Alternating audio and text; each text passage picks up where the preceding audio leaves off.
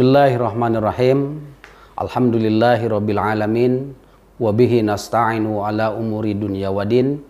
Asyhadu an la ilaha illallah wahdahu la syarikalah wa asyhadu anna Muhammadan abduhu wa rasuluh alladzi la nabiyya ba'dah, amma ba'du.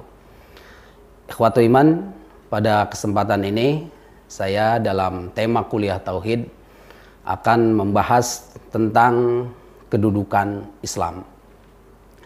Penting kita ketahui, dan insya Allah ikhwatu iman semuanya sudah memahami, sudah mengetahui, sudah membaca bahwa Allah telah menempatkan Islam itu dalam posisi yang sangat terhormat, menempatkan Islam sebagai agama yang sangat luhur, sangat mulia, sangat agung, dan menempatkan Islam sebagai penyempurna dari agama-agama sebelumnya.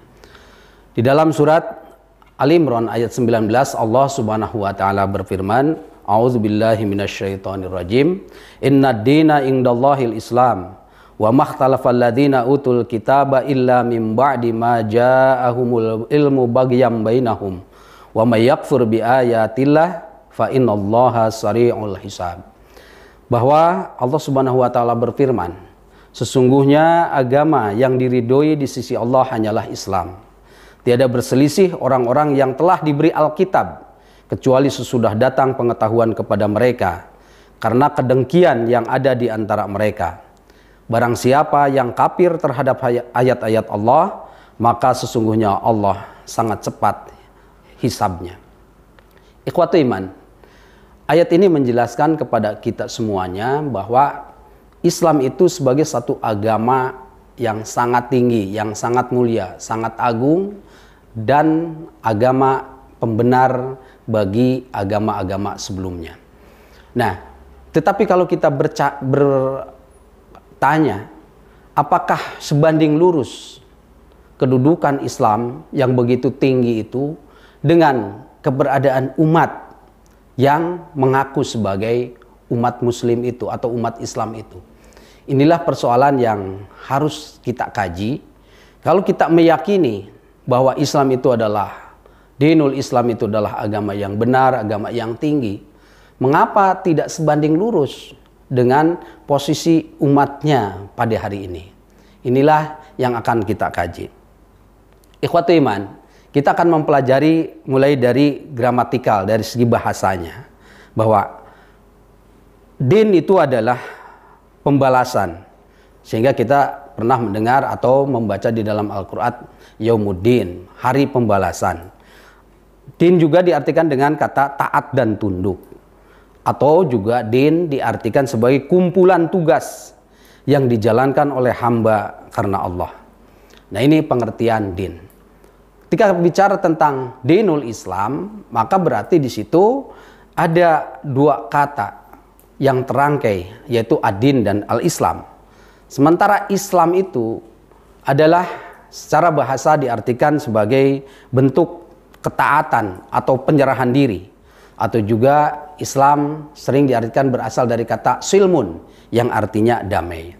Nah, kalau kita perhatikan dari dua kata ini, maka Islam dengan kata atau istilah dinul Islam ini menunjukkan bahwa manusia di situ dituntut untuk memiliki ketaatan yang taat setaat-taatnya kepada Allah, kemudian juga sepasrah-pasrahnya kepada Allah.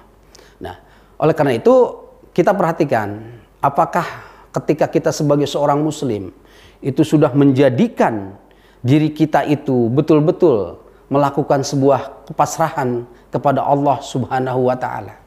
Apakah betul-betul seluruh totalitas jiwa kita itu sudah tunduk kepada Allah Subhanahu wa taala? Nah, jika kita belum sampai kepada tingkat totalitas jiwa kita, turut, taat, berserah diri kepada Allah Subhanahu wa taala, maka inilah yang bisa jadi menjadikan kita di dalam berislam itu dianggap belum sempurna. Ikhwatu iman yang dimuliakan Allah, pada kesempatan ini beberapa ayat yang terkait dengan pentingnya kita betul-betul mengimani tentang masalah Islam ini tentu akan disampaikan pada atau untuk selanjutnya. Dan sekarang kita memulai. Kenapa di dalam inna dina indallahil Islam itu Allah membuat sebuah statement, pernyataan, agama yang benar itu adalah agama Islam, gitu. Wa makhtalafal ladzina utul kitab illa mim ba'di ma ja'ahumul ilmu baghyan bainahum. Dan tidak ada pertengkaran, tidak ada perselisihan di antara orang-orang pada saat itu yang di sini disebut ahlil kitab, kecuali ketika sudah datang kepada mereka itu ilmu, sebuah pengetahuan baghyan bainahum, yang di situ karena ada kedengkian di antara mereka. Nah, ini menjelaskan kepada kita semua bahwa ketika faktor ada kedengkian, ada hasud, ada sesuatu yang menjadi penyakit hati, maka kebenaran akan susah untuk masuk kepada orang itu. Kebenaran akan susah masuk kepada orang-orang yang di dalam hatinya timbul atau ada rasa iri, rasa dengki, hasud, dan sebagainya. Wa may yakfur bi ayatillah, dan barang siapa yang yakfur, kufur, kafir kepada Allah. Yakfur ini diartikan atau berasal dari kata kafaro. Kafaro itu artinya tertutup. Maka barang siapa yang tertutup, menutup hatinya bi ayatillah, dengan ayat-ayat Allah, fa innallaha sari'ul hisab, maka sesungguhnya hisab Allah itu amatlah cepat. Ayat ini mengisyaratkan kepada kita bahwa bagi orang-orang yang tidak beriman kepada Allah, bagi orang-orang yang belum memasrahkan dirinya secara totalitas kepada Allah, kemudian dia menutup hatinya dari kebenaran karena ada kedengkian, maka sesungguhnya Allah di situ memperingatkan bahwa hisaban Allah, siksa Allah amatlah dekat. Jadi kalau kita perhatikan sesungguhnya dan sebenarnya, orang-orang yang tidak mau tunduk, orang-orang yang tidak pasrah kepada Allah, maka sesungguhnya mereka ada dalam situasi penderitaan batin yang sangat luar biasa sekali. Jangan dikira bahwa walaupun mereka bergelimpang dengan harta, dengan kekayaan, tapi tidak menunjukkan dirinya dalam satu ketaatan, ketundukan dan kepasrahan kepada Allah, maka dia sebenarnya sedang memingkul, sedang menanggung dan merasakan sebuah penderitaan yang amat sangat. Maka oleh karena itu, ketika kita sudah betul-betul menyatakan dengan kalimat dan meyakini bahwa sesungguhnya dinul Islam itu adalah agama yang paling benar, agama yang paling mulia, maka di situ seluruh totalitas jiwa kita juga harus berada di dalamnya. Ada di dalam ketaatan, ada di dalam ketundukan, menerima Islam secara kafah. Inilah yang kalau kita koreksi, mengapa sekarang kita di dalam situasi yang seolah-olah kita menjadi orang-orang yang termarginalkan, Islam menjadi terpinggirkan. Boleh kita bermuhasabah, berintrospeksi diri kepada diri kita semua. Itu salah satu bagian dari akibat di antara kita belum menunjukkan totalitas ketundukan, ketakwaan, dan juga kepasrahan kepada Allah Subhanahu wa Ta'ala. Dan lebih celaka lagi, kalau kita sudah berislam, sudah beriman, lalu kemudian kita mencari cara lain, mencari jalan lain, dan Allah memperingatkan dengan ayat selanjutnya masih di dalam surat Ali Imran ayat 85, wa may yabtaghi ghairal Islam madinan fala yuqbala minhu fahuwa fil akhirati minal khasirin. Maka barang siapa mencari agama, mencari din selain Islam, mencari jalan keselamatan selain Islam, maka sekali-kali tidaklah akan diterima, dan dia di akhirat termasuk orang-orang yang merugi. Inilah sesuatu yang memang harus menjadi pegangan di dalam hidup kita, bahwa insya Allah kalau ikhwatu iman di sini meyakini tentang Islam, tetapi juga perlu kita pegang betul-betul bahwa keislaman kita harus memancar, harus terrefleksi dalam sikap tindak tanduk kehidupan kita. Maka jika itu sudah kita laksanakan, insya Allah bahwa kedudukan dan posisi kita sebagai umat Islam akan sebanding lurus dengan posisi Islam itu yang Allah sudah tinggikan. Jadi itulah yang menjadi jurang pemisah, atau yang menjadi kenapa antara jarak secara keharusan bahwa Islam sebagai agama yang tinggi dan kemudian umatnya masih berada di dalam, boleh dikatakan belum mencapai suatu harapan yang kita inginkan, itu adalah dikarenakan bahwa di antaranya masalah penghayatan, pemaknaan, bahkan pengamalan tentang dinul Islam itu masih perlu kita evaluasi dan kita sempurnakan. Oleh karena itu, maka patutlah kita betul-betul menyerahkan diri, menghadapkan diri kepada Allah dengan sehadap-hadapnya, dengan sebetul-betul menghadapkan diri kepada Allah. Fa'akim wajhaka lid-dini hanifa fitratallah allati fataran nasi 'alaiha la tabdila li khalqillah dzalika dinul qayyim walakinna aktsaran nasi la ya'lamun. Maka hendaklah kalian itu menghadapkan wajahmu lid-dini hanifa, kepada ad-din hanif. Apa yang dimaksud dengan ad-din hanif itu? Ad-din hanif adalah keberagamaan seseorang yang dimana keberagaman itu sudah sesuai dengan kodratnya, sudah sesuai dengan tabiatnya. Jadi kita itu sebenarnya sudah berada di dalam tabiat yang hanif. Kita itu sesungguhnya sudah berada di jalan, Allah sudah menggariskan kepada kita berada di dalam hanif. Hanif itu artinya berada di dalam fitrah, di dalam kesucian, di dalam kebenaran. Jadi kalau ada manusia yang keluar dari fitrah hanifnya, maka berarti dia sebenarnya sudah keluar, atau orang itu sebenarnya kalau diibaratkan itu, kalau kita tamsilkan begini, fitrah ikan itu hidupnya di air. Fitrah ikan itu hidupnya di air. Maka ketika kita ambil itu ikan, kita lempar ke daratan, maka yang terjadi ikan itu akan terjadi gelapakan, gugurubukan seperti itu.